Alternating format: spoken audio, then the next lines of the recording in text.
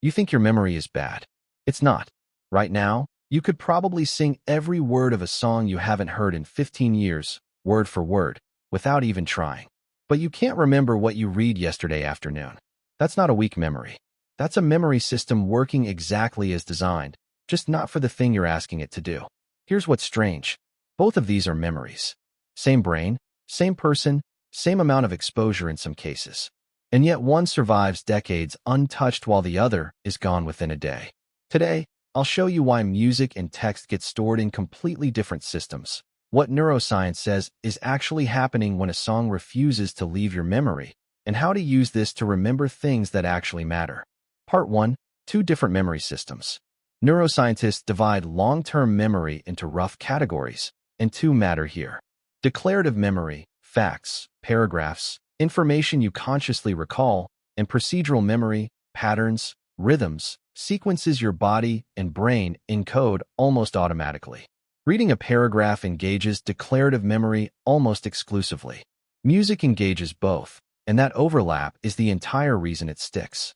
In the 1990s, neuroscientists studying patients with severe memory loss found something remarkable. Some patients couldn't remember their own children's names, but they could still sing entire songs from decades earlier, every lyric intact. Their declarative memory was damaged. Their procedural, rhythm-based memory wasn't. The song wasn't stored where the facts were. It was stored somewhere sturdier. Part 2. Why music gets 3 encoding advantages at once. Repetition. You typically hear a song dozens, sometimes hundreds of times, in the exact same order, at the exact same pace, over months or years. You read most paragraphs exactly once. Repetition alone strengthens memory traces significantly, and music gets this practically for free, just by existing in your environment repeatedly. Rhythm and melody. Your brain uses rhythm as a predictive scaffold.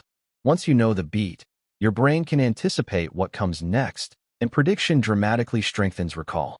This is called the mnemonic effect of melody. Researchers have found rhythmic, melodic information is retained significantly better than the same information presented as plain speech. Emotion.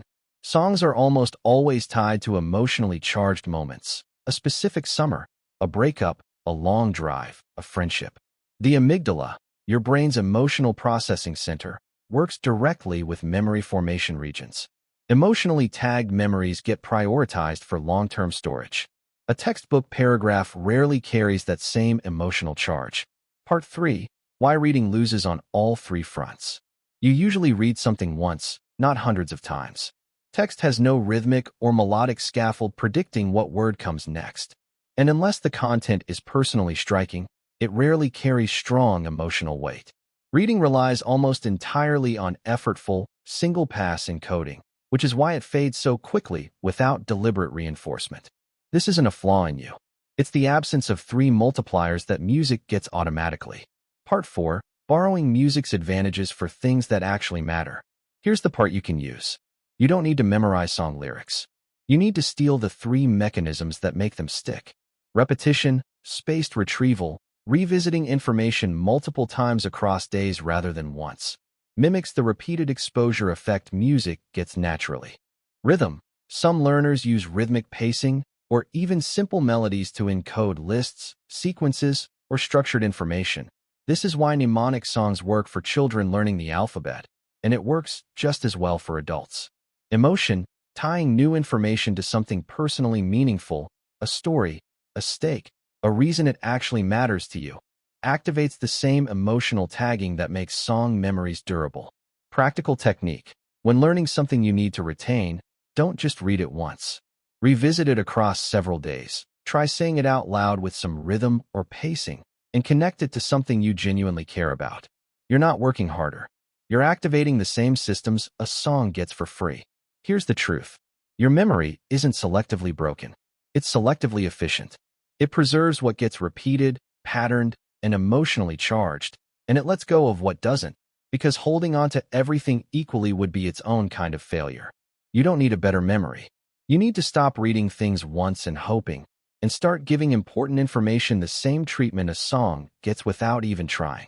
The next time you need to remember something that matters, ask yourself, would this stick if it were a song? Then borrow whatever piece of that formula you can.